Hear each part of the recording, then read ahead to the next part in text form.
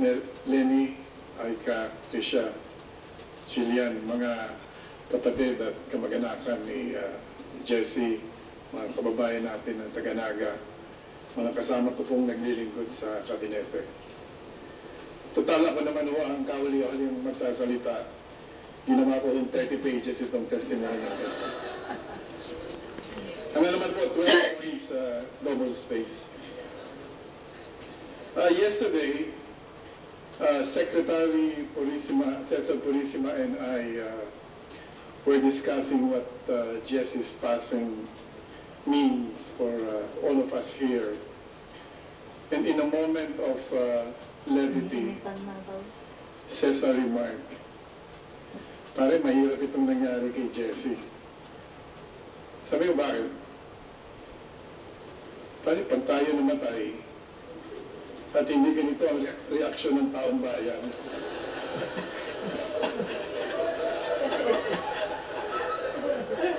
Baka sabihin, wala tayong ginawa. Baka sabihin, wala tayong ginawa. Nasagot ko yata sa kanya magpakrimate ka kagad. Tawa kayo. Ano ka rin siya natawa? Dahil siya ganyan. Tawa kayo. We laugh at this joke, of course, but Jesse is indeed a tough act to follow. Not just in the way that the nation reacted to his death, he also set an extraordinary standard in the manner he lived his life as a public official, as a family man, and as a servant of God.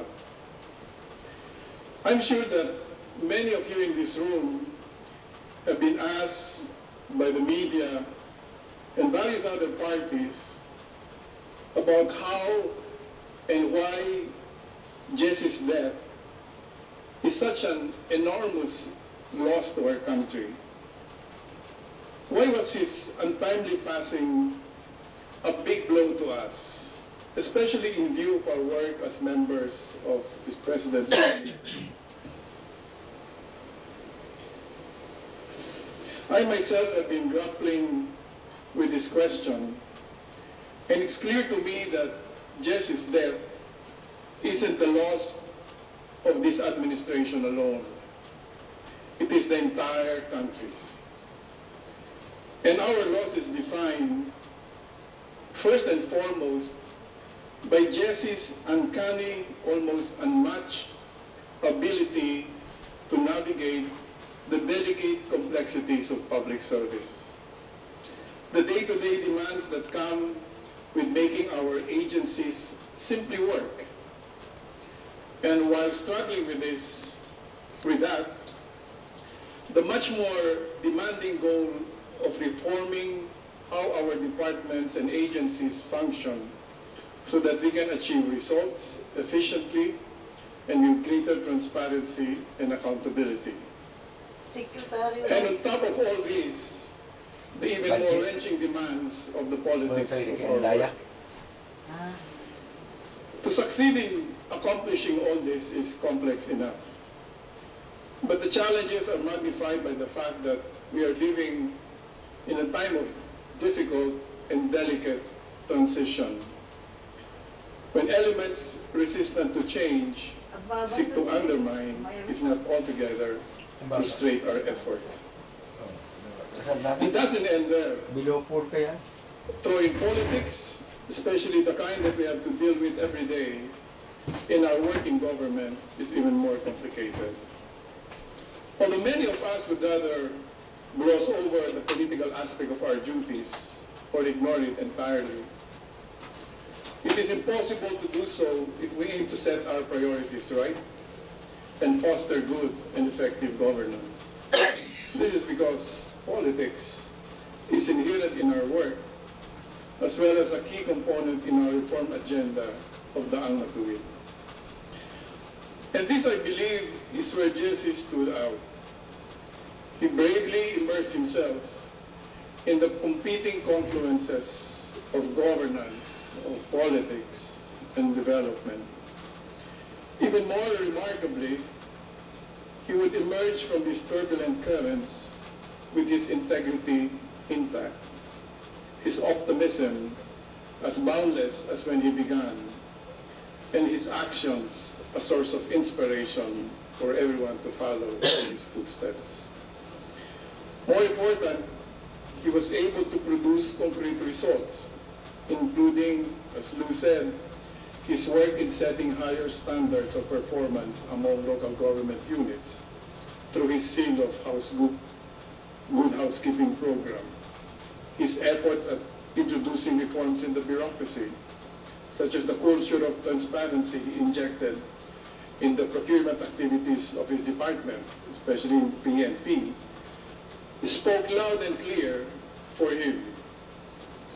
Many of our peers in development and politics were determined to do the same with utmost sincerity. Some of them began their terms with the most noble of intentions, only to find themselves consumed by the same corrosive culture of patronage and partisanship they sought to change. Others who later recovered their bearings became embittered cynics, convinced that there is really nothing anyone can do to transform this country. But Jesse, he managed to remain largely unscathed in a bureaucracy notorious for its moral casualties. He refined his political acumen without losing sight of his goal of widespread reform, showing his constituents what true leadership and public service were made of. He did all of this without engendering acrimonious relationships with his colleagues and stakeholders. In fact, he regularly dealt with people often deemed too dangerous, drug lords, crime syndicates, warlords, rogue policemen, among others. He calmly mediated within the government and urban informal settlers facing eviction, even as tempers rose and violent clashes broke out. He brought his mediation efforts to bear on the difficult process of establishing peace and development in conflict-ridden communities in the arm. Furthermore, he dealt with political opponents squarely, with astounding skill and candor. In other words, Jesse could talk to just about anybody with frankness and sincerity. The doors to his heart were swung wide open to practically anyone, from state leaders to government staff, all the way to the lowliest of people in Naga whom he dutifully served. How was Jesse able to do this? What made it possible for Jesse Robredo to accomplish so much without compromising his ethical and political responsibilities?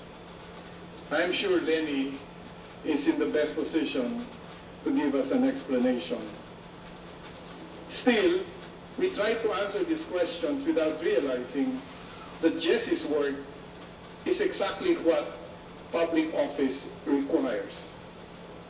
The principles he remained faithful to, the unique way he empowered Filipinos all over, these are precisely what effective public service and what Daang Matuwid is all about. And this is even clearer when we see Jesse's qualities that form his work and his decisions. His humility and compassion, the way he pursued excellence, and the way he was passionately driven to make this country a better place for all of us. In the end, however, the sum of his achievements is founded on a basic truth. Mabuting tao si Jesse. Jesse was a good man. This may seem an oversimplification, but oftentimes we fail to recognize how hard it is to be good, to remain honorable in the face of unrelenting challenges. This is especially true when one has to work and survive, as we must, in a political environment that does not always embrace the values that we promote. And here is another story about Jesse that I learned from Lenny herself. Unknown to many, the assassination and death of Ninoy Aquino on August 21, 1983 was a critical turning point in Jesse's life. This event triggered in him an overwhelming sense of duty to the country, and he soon left his quiet and predictable life in the private sector and ventured into the uncertain and rough and tumble world of public service and politics, ready and willing to serve.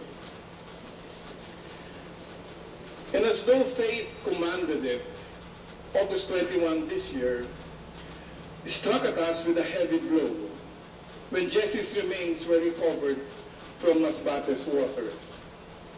Is it coincidence that both tragedies took place on the 21st of August?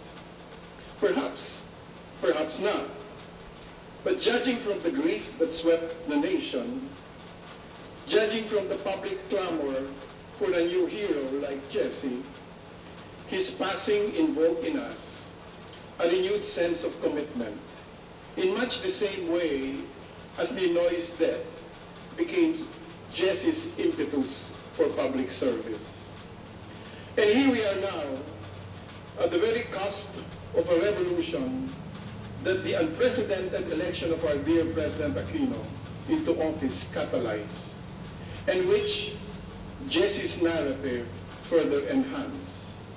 A movement for effective, transparent, and accountable governance, and a call for the empowerment of all Filipinos, especially the poor and the disadvantaged.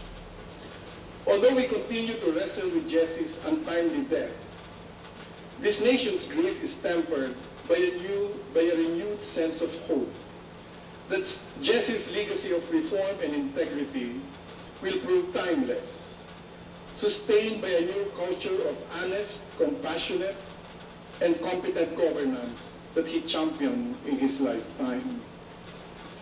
That Filipinos will honor the choice of right over wrong in the face of adversity, that there will be no shortage of good men and women in this country. In ending this tribute to a dear friend and colleague, the words of the late President Václav Havel of the Czech Republic in his summer meditations come to mind. Words which I believe eloquently and aptly describe Jesse and his liberating politics.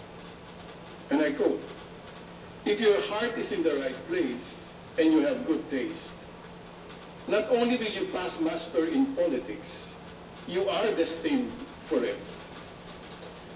If you are modest and do not lust for power after power, not only are you suited in politics, you absolutely belong there.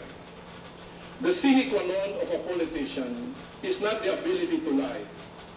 He only needs to be sensitive and know when, what, to whom, and how to say what he has to say. It is not true that a person of principle does not belong in politics. It is enough for principles to be leavened with patience, deliberation, a sense of proportion, and an understanding of others. It is not true that only the unfeeling cynic, the vain, the brash, and the vulgar can succeed in politics. Such people, it is true, are drawn to politics, but in the end, decorum and good taste will always count for more. Even as we bid you farewell, Jesse, we know you will always be here to guide us. You in your signature polo jacket, with your eyes disappearing in your smiling face. Maraming salamat, Jesse.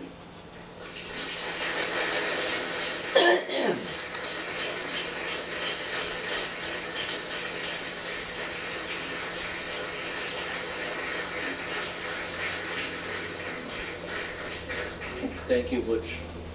Wala na siguro tayo may dadagdag dyan. Kaya kumanta na lang tayo ulit.